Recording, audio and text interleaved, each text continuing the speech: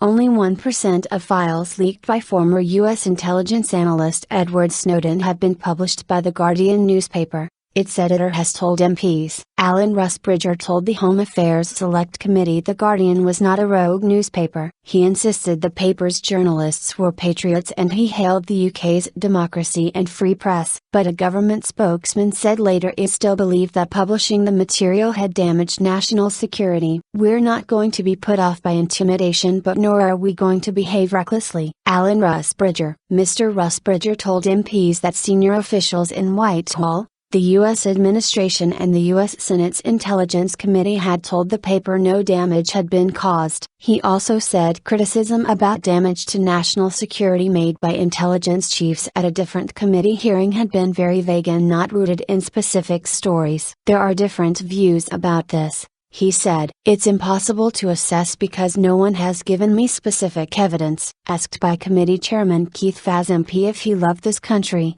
Mr. Rusbridger said he was slightly surprised to be asked. "We are patriots and one of the things we are patriotic about is the nature of the democracy and the nature of a free press and the fact that one can in this country discuss and report these things," he said. He added, "There are countries, and they are not generally democracies, where the press are not free to write about this and where the security services do tell editors what to write. That's not the country we live in Britain. And it's one of the things we love about the country." Mr. Rusbridger said he was not a lawyer and so could not answer a question by Conservative MP Michael Ellis about whether he had broken the Terrorism Act by sharing information listing the names of security officials abroad with other newspapers. The Guardian editor said the paper had made very selective judgments about what to publish from the files taken by Mr. Snowden, a former contractor with the National Security Agency, NSA, and had not revealed the names of any officials. "We have published I think 26 documents so far out of the 58,000 we've seen," he said. He said stories in publications including The Guardian, The New York Times, The Washington Post and Der Spiegel had prompted much needed debate about the scale of intelligence activities and exposed the limits of laws drawn up in the pre-internet era. Among the stories carried by The Guardian were reports revealing that agencies were able to tap into the internet communications of ordinary citizens,